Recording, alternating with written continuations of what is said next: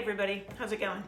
My name's Rachel and this is, hopefully, the intro to my YouTube channel. I have planned on starting a channel for quite a while now.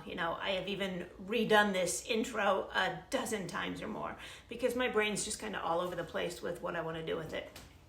And I tend to be kind of a private person, so the thought of putting myself out into the universe like this is pretty freaking terrifying, actually.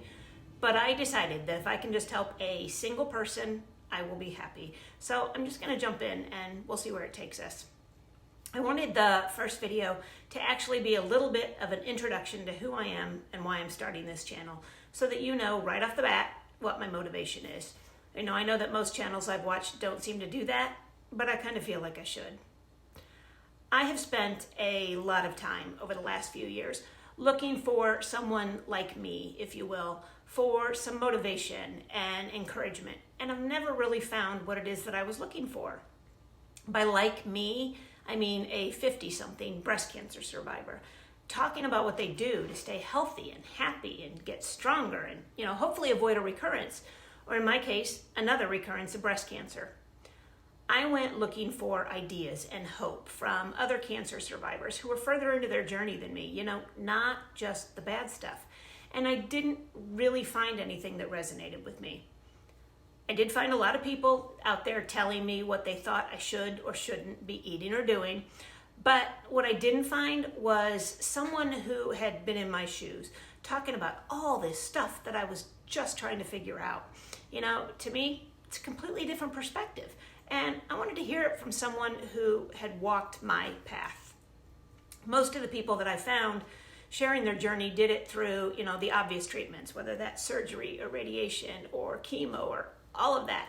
But then they stop, nobody ever really talks about the after. I totally get it. As a cancer survivor, you'd really like to put it behind you. You want to move on, and the people around you expect you to move on because they figure you are finally done with it all, and they cannot understand why you don't just close the book on it. But it's not that easy for a lot of us. There's just a lot that is going on in our heads and in our bodies, especially those first several years. And we are just trying to unpack it all and get it all straight. I went the conventional routes for my treatments. And personally, I wouldn't change that decision at all. But at the same time, I realized that my doctors, as good as they are, can only do so much for me. And I really had to be proactive in taking back my health. And in my opinion, and based on all my research, there isn't just one simple route to get there. I really don't think that I'm the only one who's looking for this kind of stuff. Maybe I am, I don't know, but I really don't think that I am all that unique. So, I'm starting this channel for several reasons, but primarily, I'm hoping to motivate someone, anyone, who finds themselves in a situation similar to mine or wants to avoid a situation similar to mine, regardless of their age. For better or worse, I have learned a lot since that initial diagnosis, a whole lot more than I ever wanted, actually. But, I'm kind of glad about that. Believe it or not, I finally feel like I am more in control of my life than I did before. And aside from a few issues that I am still working on, I really feel better than I have in years, even on my current meds. All right, so let me start with a little of my backstory. I'll get into all of it in more detail in another video, but for now, basics. I was initially diagnosed in 2017. It was a total fluke, and I was lucky. I had a bilateral mastectomy with sentinel node removal and expanders. I had chemo and later reconstructive surgery. Then I started on a drug called tamoxifen, which I was on for 3 years. I had another reconstructive surgery in 2018. In 2020, I was at my surgeon's office for my yearly checkup. She found another lump in that exact same breast, and I didn't even know that was possible after a mastectomy.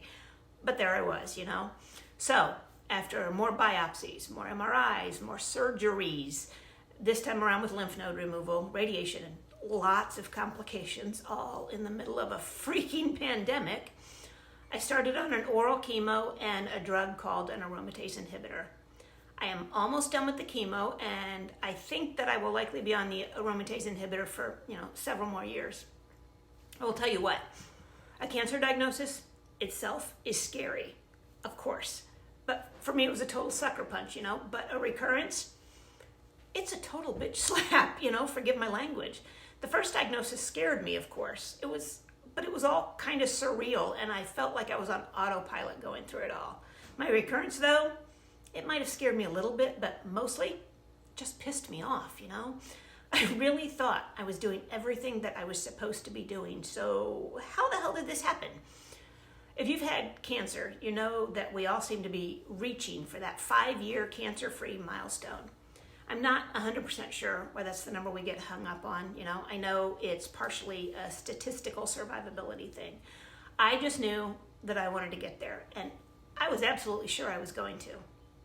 Obviously, I didn't even make it to 3, so I was angry, After the first diagnosis, I mostly stayed off the internet, except for a few reputable sites. It's never, ever a good idea to Google your cancer or your treatments. Do not do it. Then I ordered a couple of books off the internet, researched a few side effects. Mostly, I listened to my doctors. I watched what I ate, like I always had, and kept up my exercise routine the best I could. I was determined. Cancer was not going to slow me down, and I was in this warrior mode, And I am not saying there's a damn thing wrong with it. It got me through it, and it's the best for me at the time. But my recurrence was my WTF moment, and it was the point I really decided I had to start looking more closely at my lifestyle and the things around me. I went down this huge rabbit hole of research. I had this new quest to find out all I could.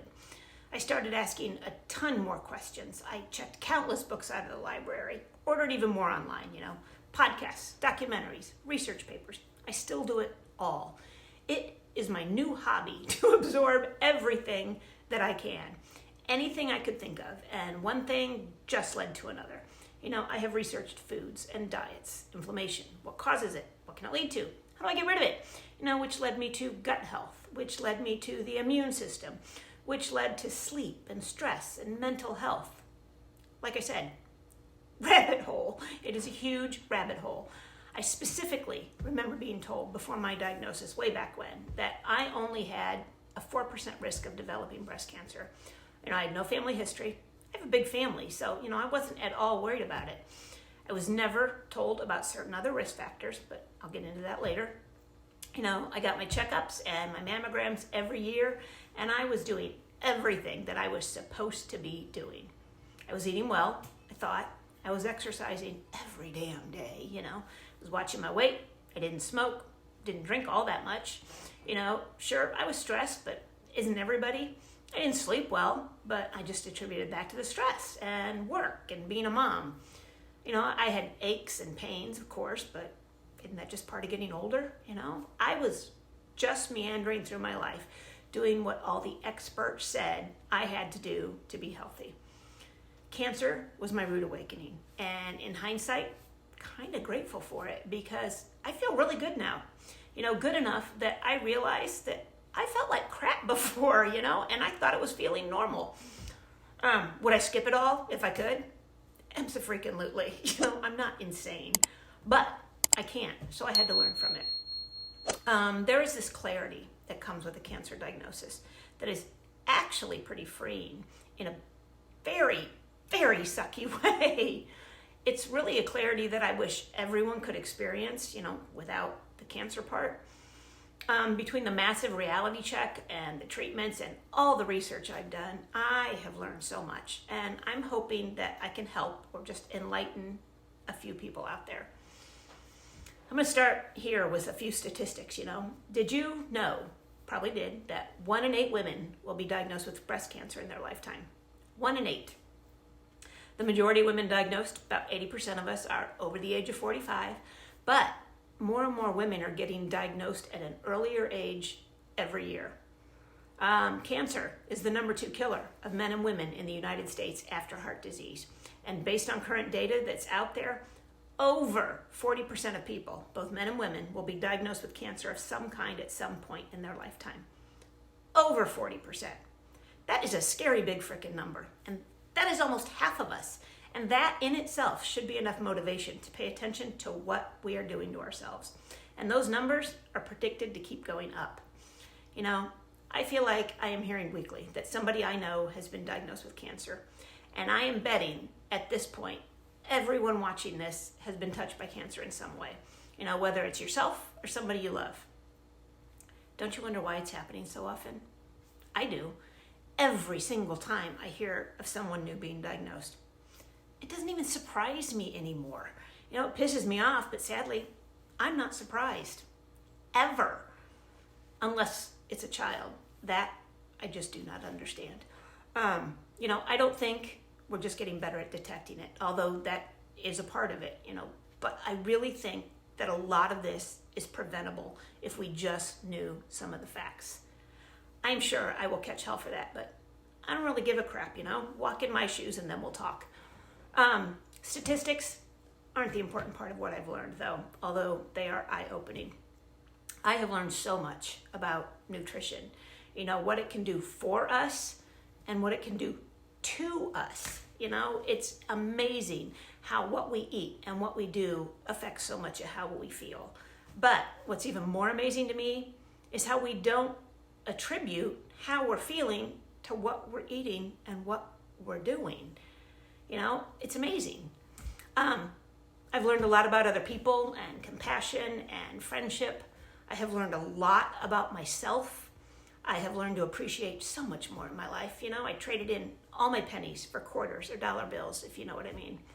I have realized what's important and what's not. I've realized I cannot take care of other people if I don't take care of me first.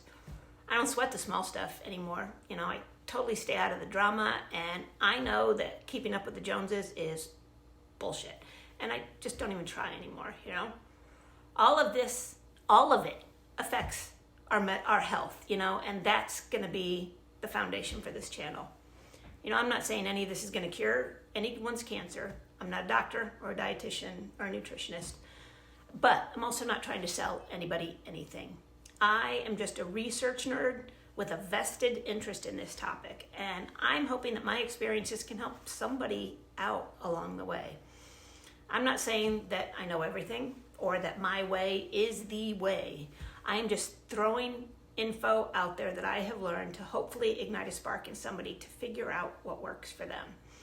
And I'm hoping this helps keep me motivated in my own journey too, you know. I am clearly not telling everybody to do everything I do. I do a lot. Probably go overboard, you know. I'm a hold on and let me overthink this kind of girl. I want people to choose what works for them. Nobody's gonna like or agree with everything I say. I'm fine with that, you know. Pick your own path. If you don't like it, turn it off. But I am just here to make people think. No judgments. A cancer diagnosis is humbling, you know, and it's so effing frustrating.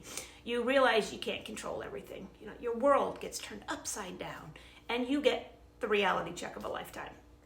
But ideally, you do what you have to do to be as healthy and as happy as you possibly can.